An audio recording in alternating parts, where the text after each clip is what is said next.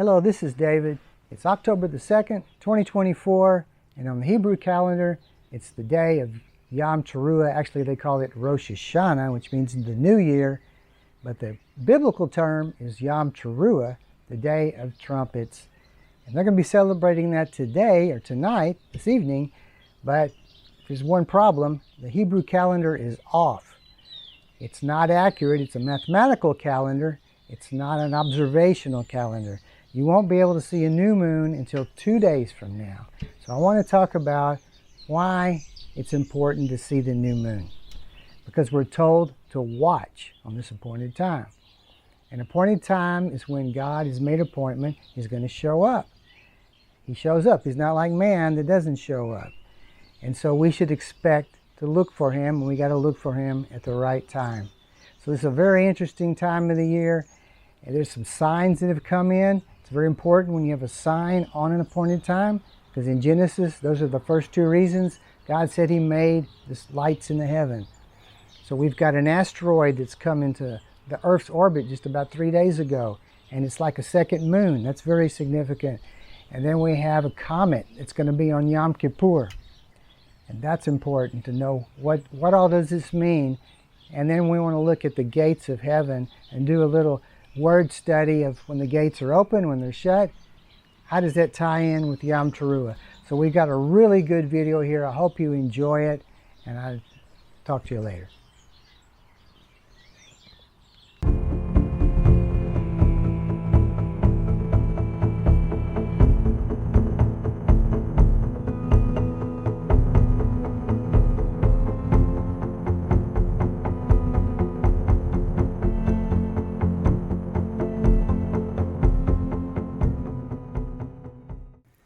From September the 29th to November the 25th of 2024, a large asteroid will be captured by the Earth's gravity and temporarily become a second moon in the Earth system. Many moons have occurred in the past. For example, the 2022 NX-1 asteroid temporarily joined the Earth's orbit on June 11th of 2022, but it only stayed for 22 days. Here's a great 3-minute video by the Territory channel which describes everything in detail.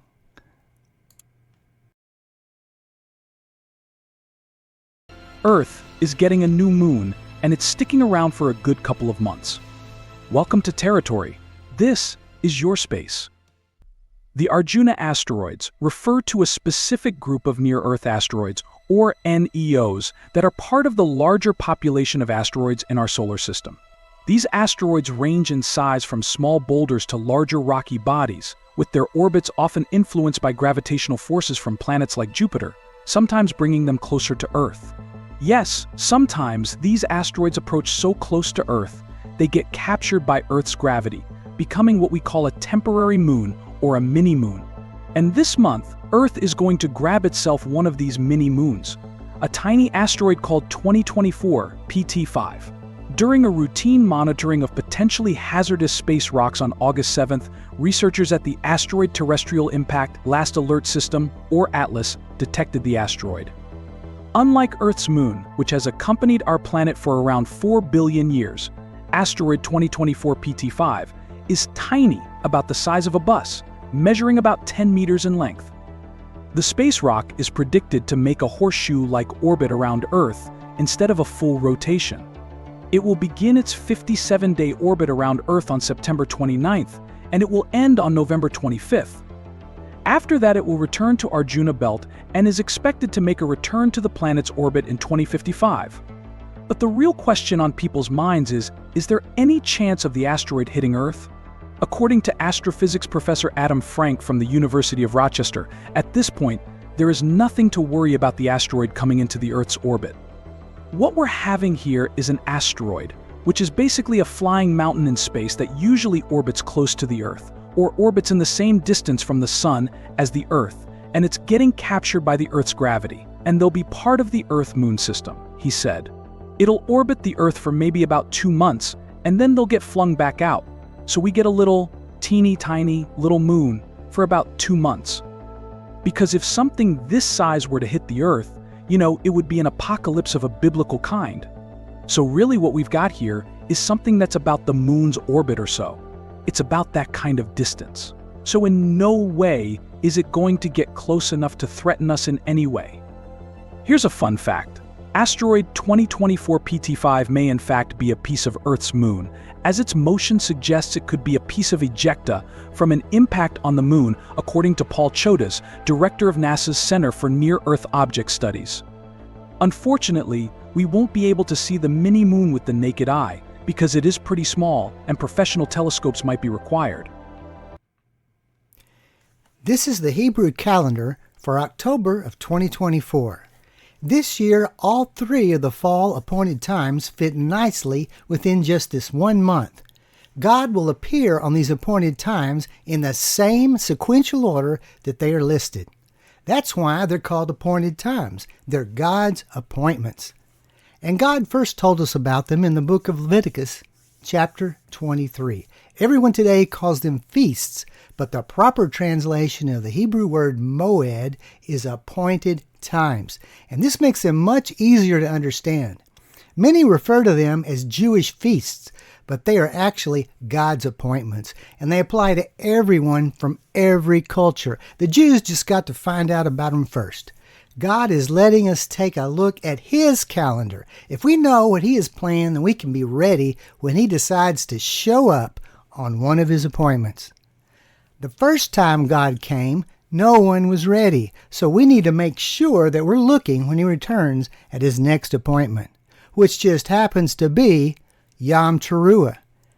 The first appointment is listed here as Rosh Hashanah. In the Bible, this appointment is called Yam Teruah, meaning the day of Teruah.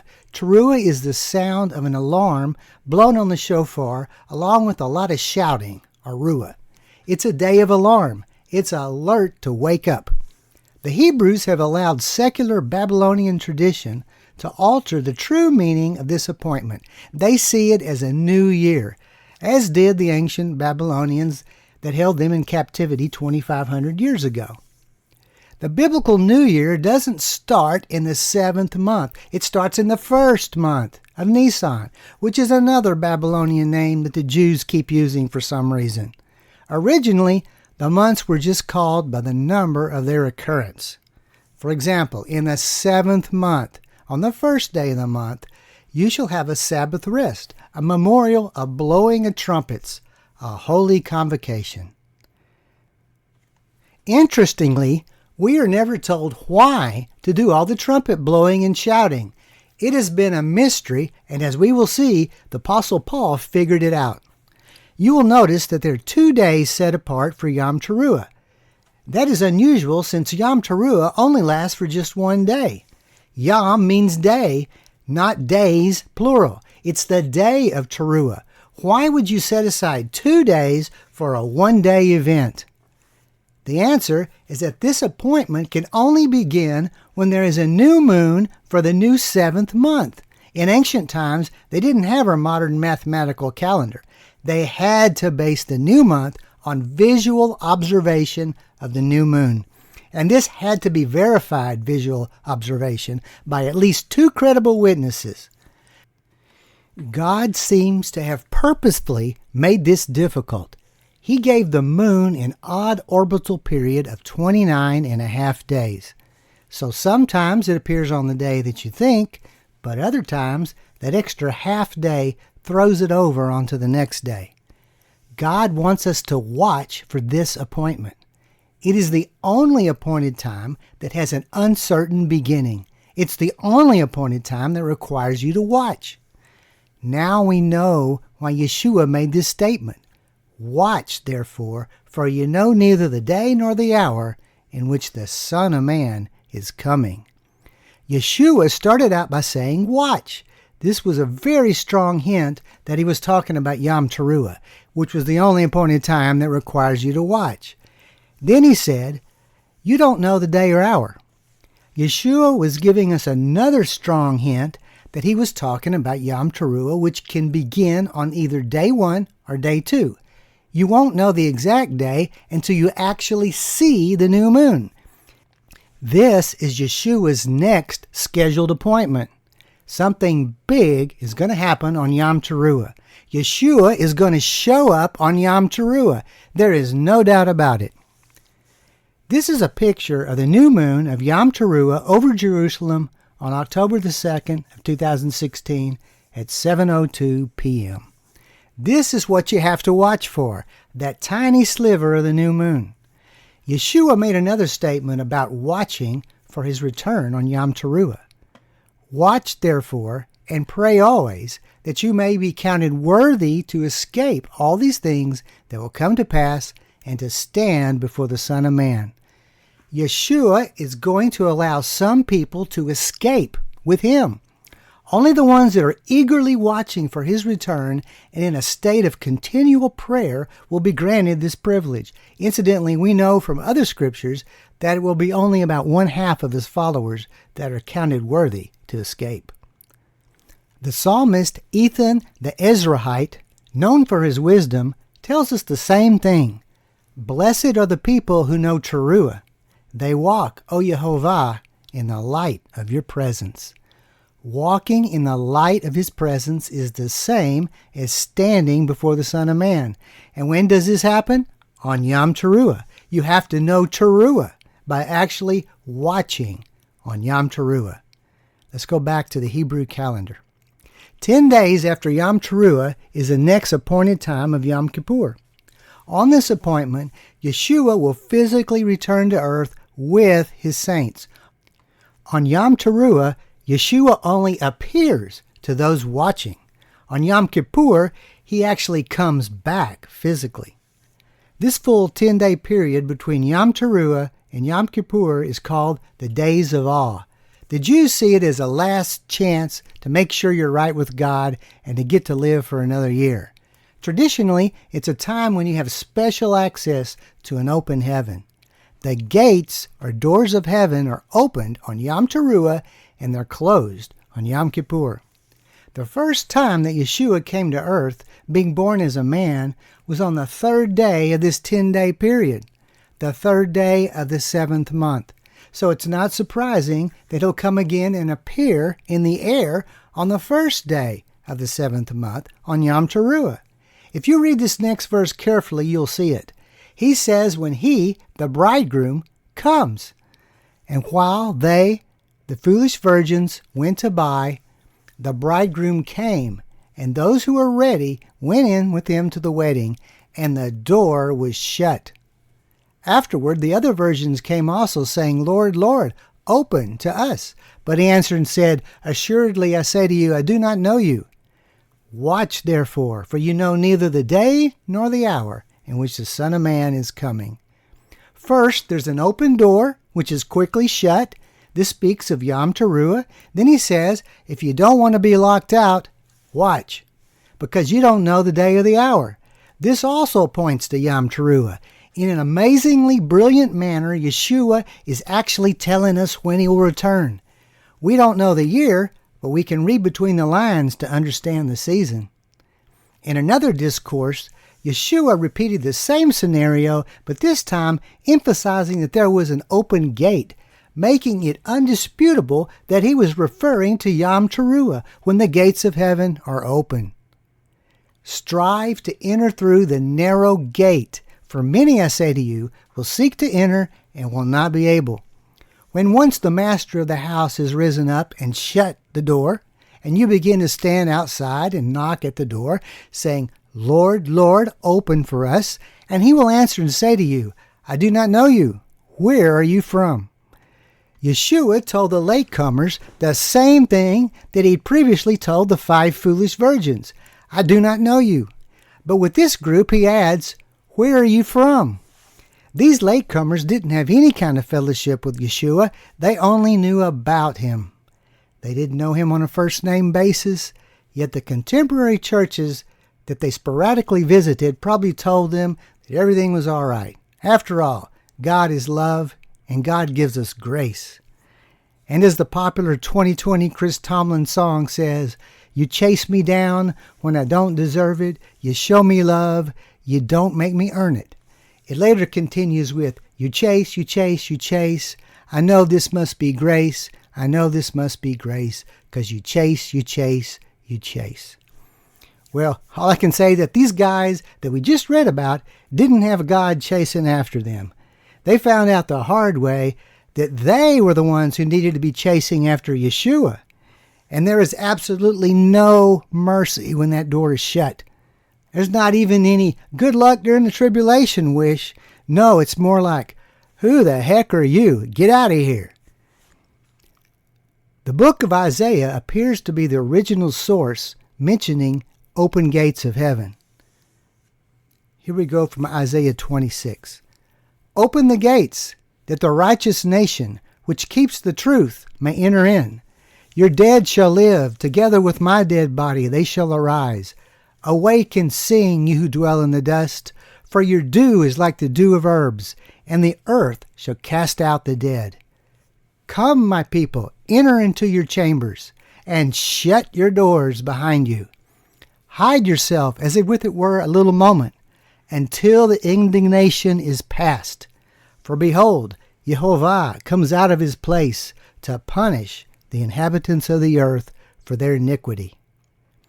Again, we have open gates and doors shut, speaking about Yam Teruah and Yom Kippur. Note that only the righteous enter in the open gates. Not just anyone can get in. Additionally, the dead are raised at the same time that the gates are open. And what does God tell his righteous saints? He says, enter your chambers and shut your doors behind you. The righteous are caught up to heaven at the same time that the dead are raised, and they stay in heaven until the tribulation has passed.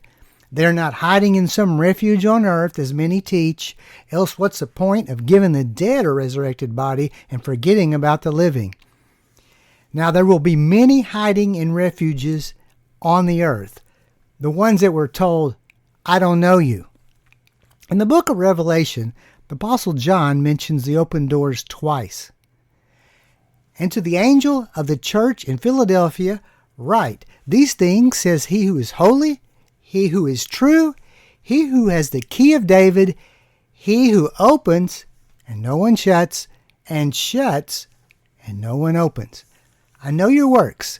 See, I have set before you an open door, and no one can shut it. For you have a little strength, have kept my word, and have not denied my name.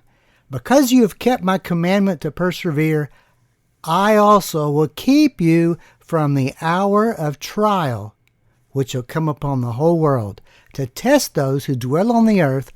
Behold, I am coming quickly. Hold fast what you have, that no one may take your crown. Note that the open door is offered to the church in Philadelphia, and it allowed them to escape from the hour of trial. That's what tribulation is. Also, notice that this tribulation is global. You can't escape it on earth. John gives us two clues on what is required to be given the chance to have an open door. One, you have to keep his word, and two, you can't deny his name. And finally, John gives a warning to make sure that no one takes your crown. This is an amazing statement. You can lose it. But how would that happen? Well, if you listen to the scoffers that tell you not to watch for Yeshua's coming, that's how.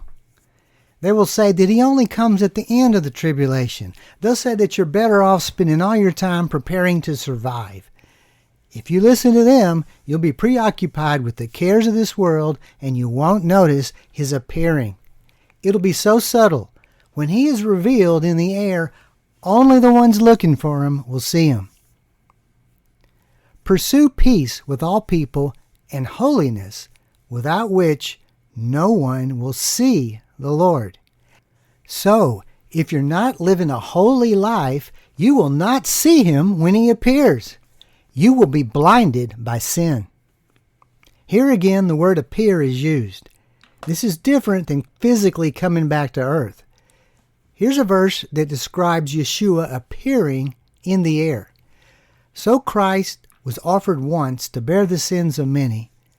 To those who eagerly wait for him, he will appear a second time, apart from sin, for salvation. And that word means from the tribulation. Note that Yeshua only appears to those who are eagerly looking and waiting for him. This is about one half of the so-called Christians. Also notice that he appears for salvation, and this is not salvation from sin. That was already mentioned in the first verse. This is salvation from wrath, salvation from the tribulation. This is why the author of Hebrews says, apart from sin. This is salvation for the born-again believers. John gives us some more examples of the connection between an open door and being caught up to heaven. After these things I looked, and behold, a door standing open in heaven, and the first voice which I heard was like a trumpet, speaking with me, saying, Come up here, and I will show you things which must take place after this. When you hear open door, think Yam Teruah. When you hear trumpet, think Yam Teruah. And when you hear come up here, think Yam Teruah. It's really crystal clear, isn't it? Now let's get back to Yam Teruah of 2024. Besides the normal yearly sign of the new moon, this year we have 3 other signs that are not normally here. The first sign is a second moon on Yam Teruah, asteroid 2024 PT5. We can see that this new second moon is already in place by the time Yam Teruah starts. It has only been in Earth's orbit for 3 days, however, so it definitely is a sign, and it arrived right on time, like it was purposefully placed there. It's also significant that this asteroid moon is located right in the middle of the dragon constellation named Draco.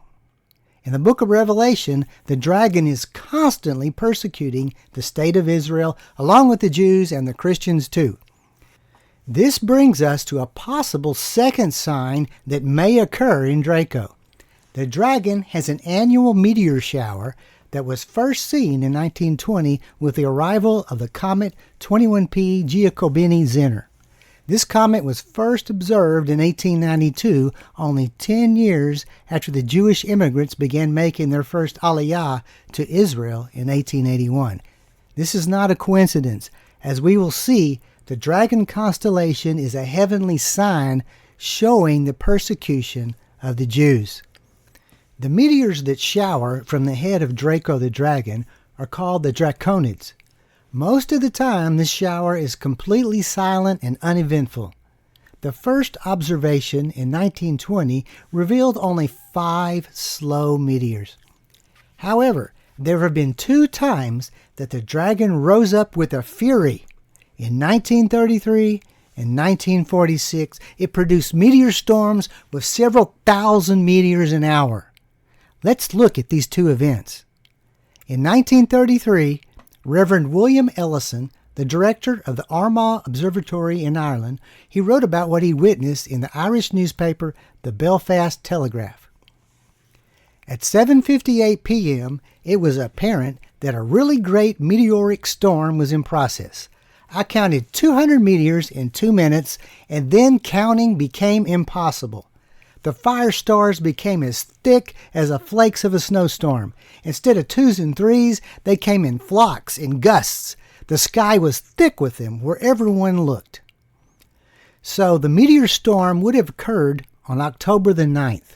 Just 8 days later, on October the 17th of 1933, Albert Einstein, he arrived in the USA as a refugee from Nazi Germany.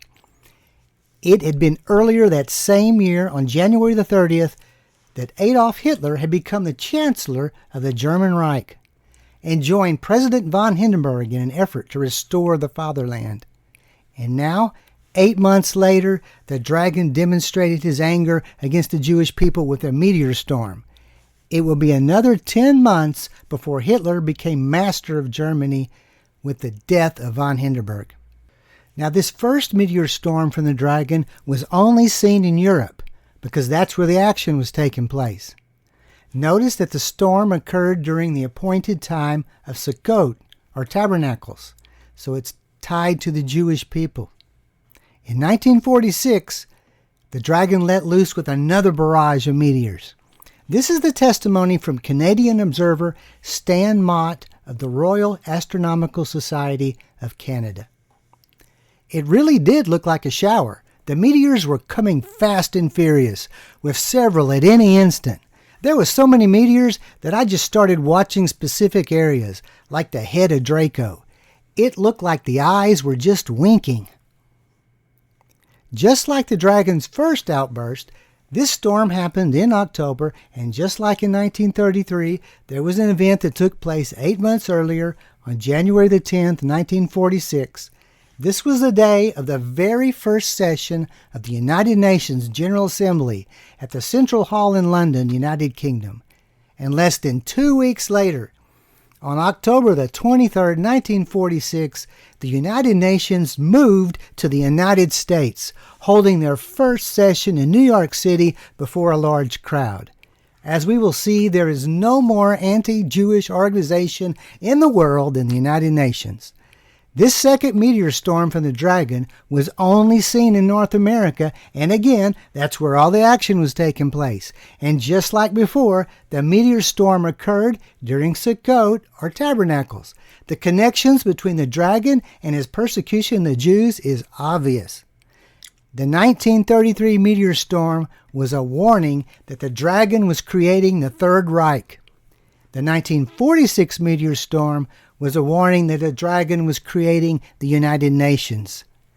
We should expect to see another sign from the dragon when he installs his Antichrist in power.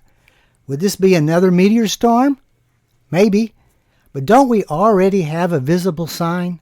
A second moon and a new small ruler in the sky? This is exactly what was prophesied by Daniel. After this, I saw in the night visions, and behold, a fourth beast, dreadful and terrible, exceedingly strong. It had huge iron teeth. It was devouring, breaking in pieces, and trampling the residue with its feet. It was different from all the beasts that were before it, and it had 10 horns. I was considering the horns, and there was another horn, a little one, coming up among them, before whom 3 of the first horns were plucked out of the roots. And there in this horn were eyes like the eyes of a man, and a mouth speaking pompous words. Is this new little moon symbolic of the little horn? And why did it position itself in place just 3 days before Yam Teruah, which is the expected appointed time for the righteous to escape? And why did this little moon appear right in the very center of the constellation Draco? There may be yet another meteor shower, but the signs that we already have are screaming.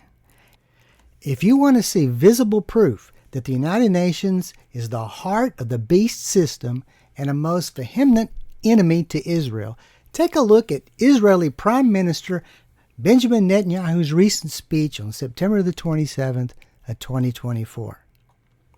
Notice the empty seats. The upper balcony is full of Jewish supporters, but the General Assembly members are below. It's 90% vacant. Another view shows about 70% of the seats are empty. And look at this. Israel's so-called peace partner in the Abraham Accords has declined to listen. And now the kicker. For the first time ever, this year, the UN General Assembly gave a seat to the state of Palestine. There has never been an actual state of Palestine any time in history, yet the UN is going to force it down Israel's throat. We know from the prophet Joel that this is going to be what brings back the Messiah with his saints to fight for Israel.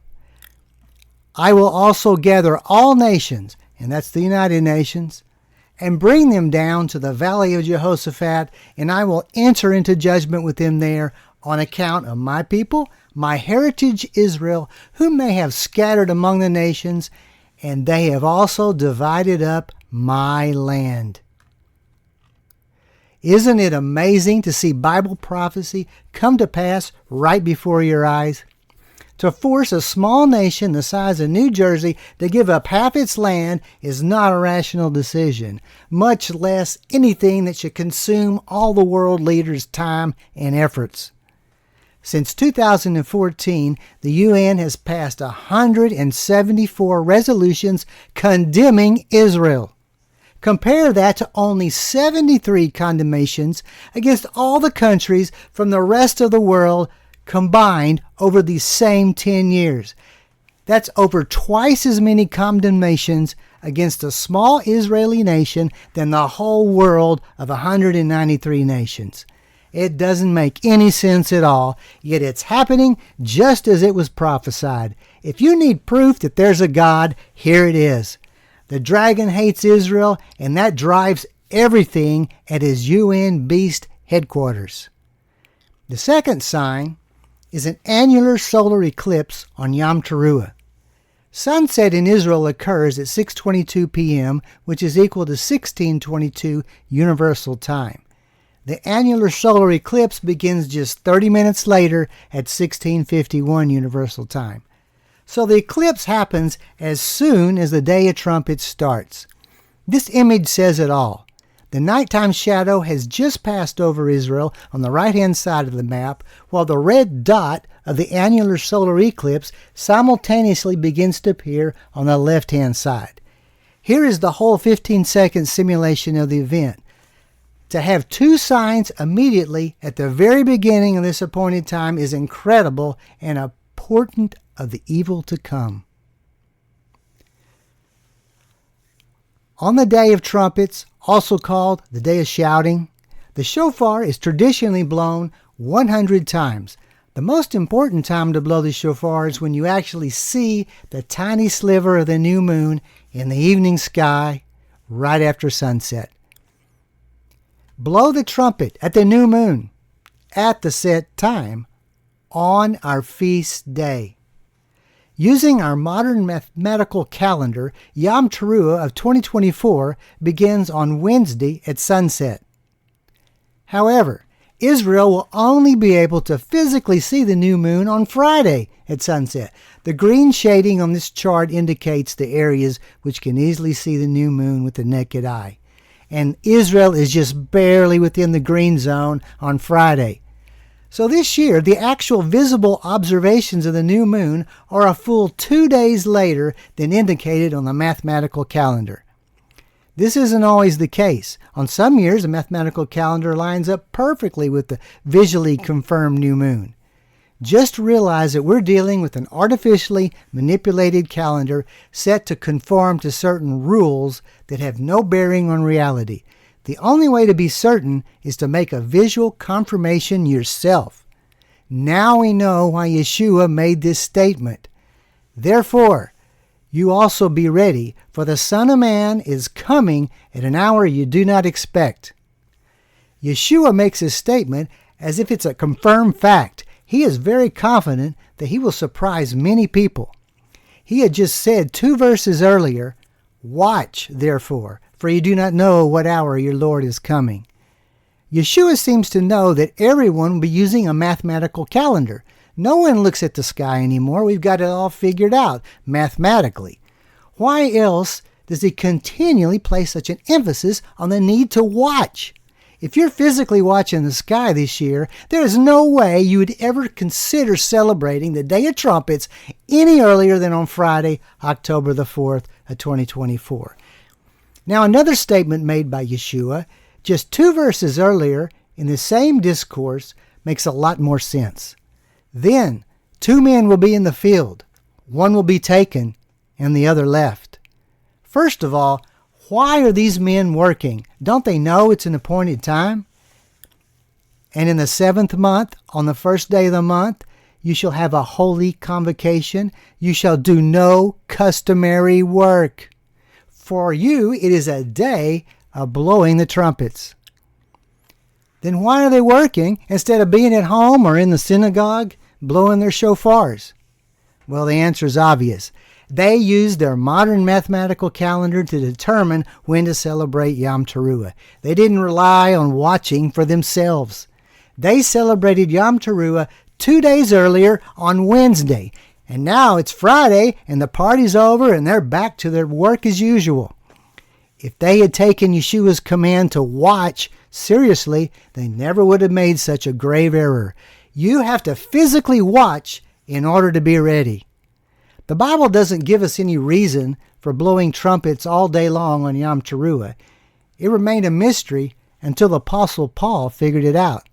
Here's how he describes it. Behold, I tell you a mystery. We shall not all sleep, but we shall be all changed in a moment, in the twinkling of an eye, at the last trumpet. For the trumpet will sound, and the dead will be raised incorruptible, and we shall be changed.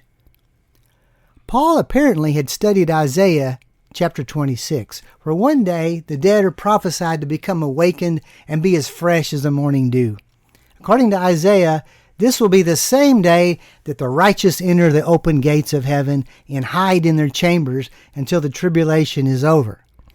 However, Isaiah doesn't mention any trumpet. Paul figured out that the day the gates of heaven are open, it must be Yam Teruah, the day of trumpets. And therefore, there will be trumpets. Paul emphasizes the trumpet, saying it twice. At the last trumpet, for that trumpet will sound.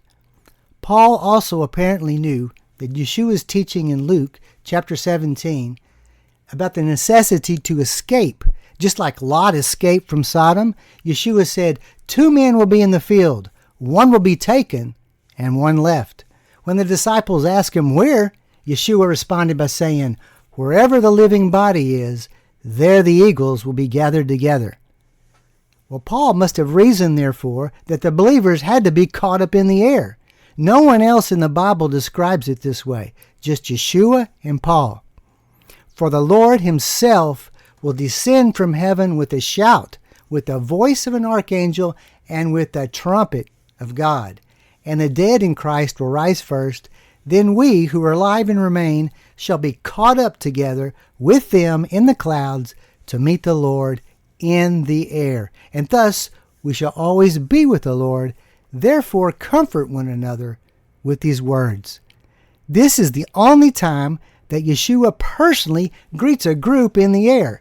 He is so pleased to meet his bride on Yam Teruah, and he wants to be there to welcome them. In Matthew 24:31, on Yom Kippur, at the end of the tribulation, when he returns, Yeshua says, he shall send his angels with a great sound of a trumpet, and they shall gather together his elect. This group only gets greeted by angels. So you really want to be part of the first group that's caught up on Yam Teruah. You want to see a smile from the Messiah. That's much better than having an angel snatch you up like a stray cat. This brings us to the third sign during the 10 days of awe in 2024. Comet 2023 A3 Suchinchan Atlas, named after its discoverers, will make a close approach to Earth on Yom Kippur. Here is a beautiful photo of the comet taken by Yuri Belitsky from the Atacama Desert in Chile. He said the view was absolutely stunning, and I have to agree, it is. You can access the NASA Jet Propulsion Laboratory Horizons database and get detailed information on any celestial body. This is the web application with all the parameters set for Comet 2023 A3. Note that we're only looking for a one-day span on Yom Kippur, October the 12th of 2024, and we have it set to give us data at 1-hour intervals. Here are the results, which instantly get fed back to you on the same web page. The blue bar highlights the time that the comet makes its closest approach to Earth, shown by the red circle in the middle of the page. The column header says delta, which means a distance in astronomical units, or AU, with 1 AU being the distance from the Earth to the Sun. As you can see, it's only about half the distance to the Sun. The next column to the right is labeled del dot, which is the velocity of the comet. When it's negative, the comet's coming towards you, and when it's positive, it's moving away from you. Note that the point of closest approach is where the velocity changes from negative to positive. There's a small red circle in the Tmag column showing the brightness of the comet. The value of 6 means that it might barely be perceptible to the human eye in good conditions. This chart shows the limit of normal vision with an unaided eye. It's about 6 or 6.5. The scale is a bit confusing as it goes backwards, with the full moon showing an apparent magnitude of -12. Anyway, the take on this is that you might be able to see the comet without a telescope. After all, how much of a sign is it if no one can actually see it? Nicolas Lefondot created this nice 7-second simulation of the comet. At closest approach, the tail is huge, giving hope that it'll be bright enough to be visible and you can see it on Yom Kippur. This picture is the astronomical view from Jerusalem with the stellarium program. The time is 6:40 p.m., just 30 minutes after sunset, and leaving another 30 minutes for Yom Kippur to officially end. It's practiced as a 25-hour-long fast just to make sure that you do a full day in observance. This will be the best time to see the comet as it made its closest approach just 2.5 hours earlier. Now with the diminishing sun, it'll be much brighter. Comets are not a good sign. Historically, since 613 BC, they've been seen as omens of destruction. The ancient Chinese even made an atlas showing the different shapes of the comet's tails along with their corresponding calamities. To have Yom Kippur, the holiest day in Judaism and the most important day on the Jewish calendar, end with a comet at its brightest point is a forewarning of disaster. I think we can all easily agree when we look at the world's current events. We are on the brink of a nuclear war, an economic collapse, a drought, and food shortages. As we speak, Israel is right in the middle of a war in Lebanon. Up to now, all has gone well for them, but prophetically they're destined to be abandoned by their closest ally, which is the United States. When this happens, God was going to let the hammer fall on the USA. We don't have wise leaders anymore. The whole global system is following the United Nations anti-human, so-called sustainable development goals, which are really just a fancy name for the technocratic control of everything and everyone by the year 2030. On September the 18th of 2024, the United Nations General Assembly passed a resolution demanding that Israel end its so-called unlawful presence in the occupied Palestinian territories, which Israel had captured on June 5th of 1967. This includes East Jerusalem, which God has decreed as the eternal capital of Israel. They even stated that all the Jewish people had to vacate these areas and evacuate all settlers. And get this, they have to do this no later than 12 months from the adoption of this resolution. That means it has to be done before September the 18th of 2025. We're talking about the heartland of Israel, where Abraham, Isaac, and Jacob spent all of their time and efforts. When Israel controls an area of land, they permit anyone, including Palestinians, to roam throughout.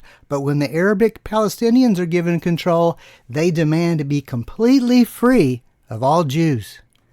124 nations voted against Israel. 43 nations abstained. They didn't have the guts to make a commitment. And only 14 nations voted for Israel, but really that's only 5 major countries out of 193 nations. The 5 were Argentina, Czechia, Hungary, of course Israel, Paraguay, and the United States. And then there was 8 small islands. But this is not all that the United Nations accomplished. They held a summit of the future and adopted the powers to take bold, ambitious, accelerated, and transformative actions to make sure their goal of world dominance by 2030 could be achieved. A special part of this summit was the adoption of what they called the Global Digital Compact, giving the UN global governance powers over everything digital. This especially includes artificial intelligence, which they will happily use to help achieve global governance. Once it's installed, artificial intelligence will become the biblically referenced image of the beast.